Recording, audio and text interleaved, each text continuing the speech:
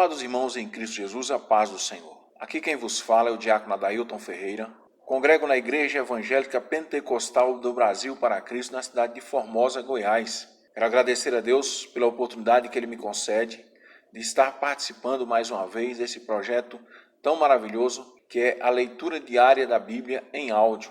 Agradeço também a nossa querida pastora Loide pela confiança que foi dispensada a todos os obreiros do ministério. Quero agradecer também ao meu pastor, querido pastor Arnoldo Barbosa, da igreja local onde congrego, pela confiança depositada na minha pessoa. Que Deus abençoe a todos em nome de Jesus. Amados, o assunto que eu quero tratar nesse momento é um assunto muito importante que diz respeito à questão da construção do tabernáculo de Moisés. Sabemos que esse tabernáculo é assim chamado porque ele foi colocado sob a direção de Moisés, sobre o gerenciamento de Moisés, para também orientar e transmitir tudo aquilo que o nosso Deus queria que fosse feito. Então, o tabernáculo de Moisés é chamado assim por esse motivo. Porém, esse tabernáculo ele nasceu no coração do nosso Deus. Foi um projeto de Deus para que o homem pudesse assim produzi-lo ou construí-lo, para que ele pudesse habitar no meio do seu povo. E Deus, amados, ele chamando Moisés para uma conversa, ele designou algumas pessoas, e quero falar especificamente de dois homens, dos quais Deus os chamou pelo nome, e assim indicou a Moisés quem seriam. O primeiro que Deus escolheu e o chamou foi Bezalel. Bezalel, irmãos, ele era filho de Uri, que era neto de Ur, da tribo de Judá. Esse homem, o significado do nome dele, Bezalel, significa a sombra de Deus. Esse homem foi chamado por Deus porque ele tinha um talento. Ele trabalhava como ourives ou como artífices. Porém, Deus o escolheu para que ele pudesse desempenhar a missão de construir o tabernáculo, de colocar em prática ou fazer com que ele viesse a existir fisicamente de uma forma toda especial, porque ele era um homem que tinha talentos especiais. Então Deus escolhe a Bezalel e Deus fala para Moisés o chamar. E Deus fala para Moisés que este homem, ele tinha sido cheio do Espírito de Deus, um espírito de sabedoria, de entendimento, de ciência, em toda obra, em todo lavor. E Deus assim coloca o seu Espírito na vida de Bezalel para que ele possa desempenhar a função que Deus queria que ele desempenhasse. Sabemos, irmãos, que a vontade de Deus ela é imperativa. Quando Deus determina, nós homens temos que cumpri-la. E não foi diferente, irmãos, com Bezalel. Bezalel, ele quando foi chamado por Moisés e notificado que Deus o havia escolhido e o enchido de espírito de sabedoria, ele se colocou à disposição de Moisés para fazer tudo aquilo que o Senhor havia determinado. Um segundo homem foi escolhido por nome de Aholiabe. Este homem, ele também era um dos homens que Deus o havia capacitado e Deus havia colocado em Aholiabe o mesmo espírito de sabedoria que havia dado a Bezalel. Esses homens, eles foram cheios do Espírito de Deus. Bezalel era da tribo de Judá, como já falei anteriormente, e Aholiabe da tribo de Dan. Aholiabe, o nome significa fogo divino. Então, irmãos, esses dois homens, eles foram chamados por Deus para que assumisse a responsabilidade da construção do templo. Ou seja, eles eram uma espécie de mestre de obras para que pudesse desempenhar todas as funções. A Bíblia vai falando, irmãos, que esses homens eles receberam de Deus o espírito de sabedoria, de ciência, para trabalhar em todos os projetos, irmãos, projetos especiais, projetos que fossem com pedras preciosas, com madeira, com couro, com linho, com qualquer matéria-prima, eles saberiam desempenhar a função. Quando Deus colocou no coração de Moisés o projeto do tabernáculo, Deus colocou para que Moisés entendesse que aquela era a vontade dele, o Todo-Poderoso. Então Moisés procurou fazer com que os homens que foram chamados por Deus pudessem também saber que esse projeto que Deus havia colocado no seu coração era para ser desempenhado da melhor maneira possível.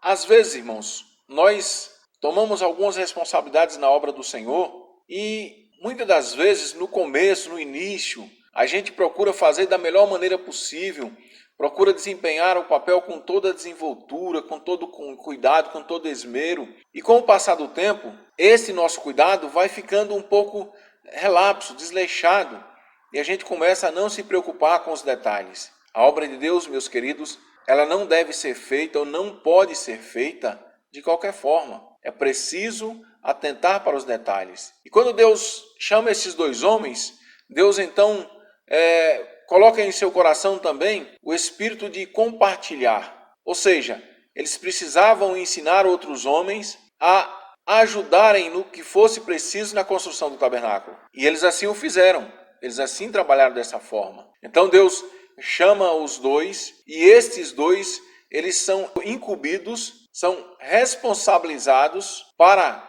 transmitir tudo aquilo que eles sabiam para aqueles que eles assim os chamassem. Então, toda a obra do templo, do tabernáculo, melhor dizendo, foi construída por estes homens, irmãos, de uma forma muito detalhada. A gente vê que os detalhes chamam a atenção. A mesa com seus utensílios, o candelabro de ouro, né?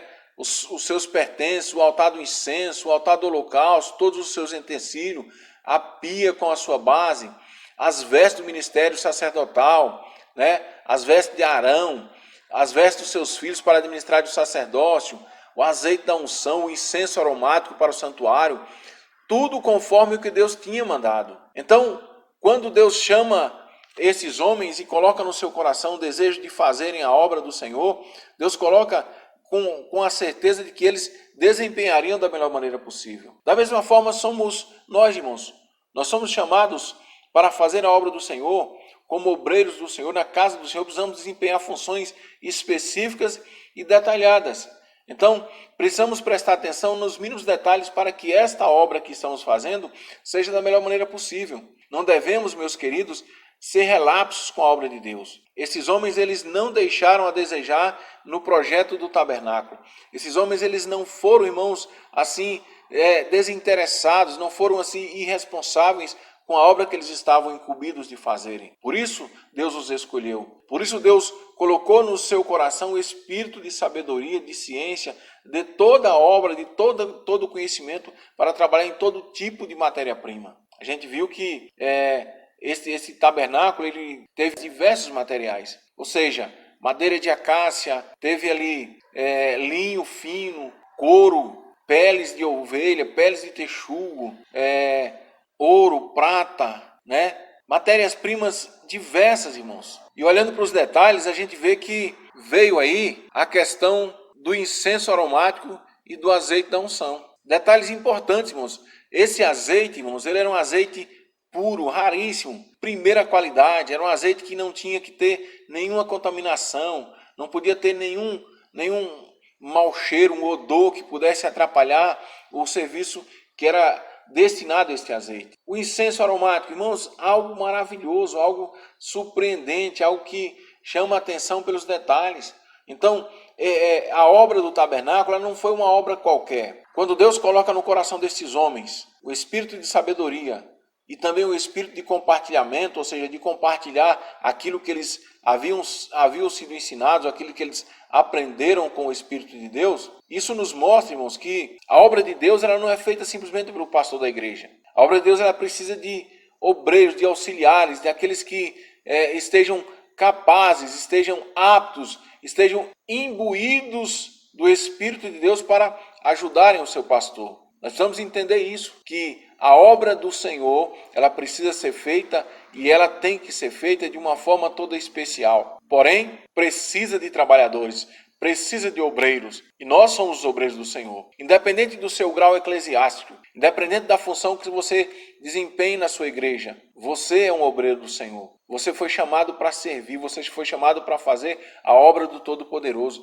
Então faça com desenvoltura, faça com desempenho, faça com alegria, porque você está fazendo não para o homem, mas para Deus. Amados, do versículo 1 até o versículo 11, nós vamos ter essa história sobre a questão da construção do tabernáculo. Vamos ter essa história falando sobre todos os utensílios que eram usados no tabernáculo, né?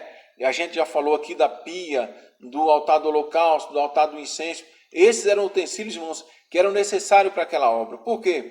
Porque ali nós vimos ali, a obra do tabernáculo era era destinada para a adoração a Deus. Ou seja, ali haveria um local de adoração a Deus. As pessoas viriam ao tabernáculo para adorarem ao Senhor, para cultuarem ao seu Deus, ao nosso Deus Todo-Poderoso. Então aqui a gente vê que diante desse grande desafio, os homens não mediram esforços. Nós temos, irmãos, a responsabilidade de também fazer a obra do Senhor. Hoje nós não precisamos mais fazer nenhum tabernáculo, porque nós somos o templo, nós somos o tabernáculo do Senhor. Nós somos a sua habitação. Ele quer habitar em cada um de nós, mas precisamos entender que para sermos a habitação do Senhor, precisamos nos colocar à sua disposição, precisamos nos colocar inteiramente à sua vontade. Do versículo 1 até o versículo 11, nós vemos aí o chamado dos homens para trabalhar na obra do Senhor. Agora é importante, irmãos, a gente entender que a questão do tabernáculo ter sido chamado desta forma, o tabernáculo de Moisés, não é simplesmente porque foi Moisés o homem que se encarregou disso. Não. Essas coisas aconteceram para que nós entendêssemos hoje, no futuro bem distante daquela época, que a obra do Senhor ela não é feita por uma pessoa só. Ela é feita por várias pessoas. A obra do Senhor ela é uma obra feita de unidade, né?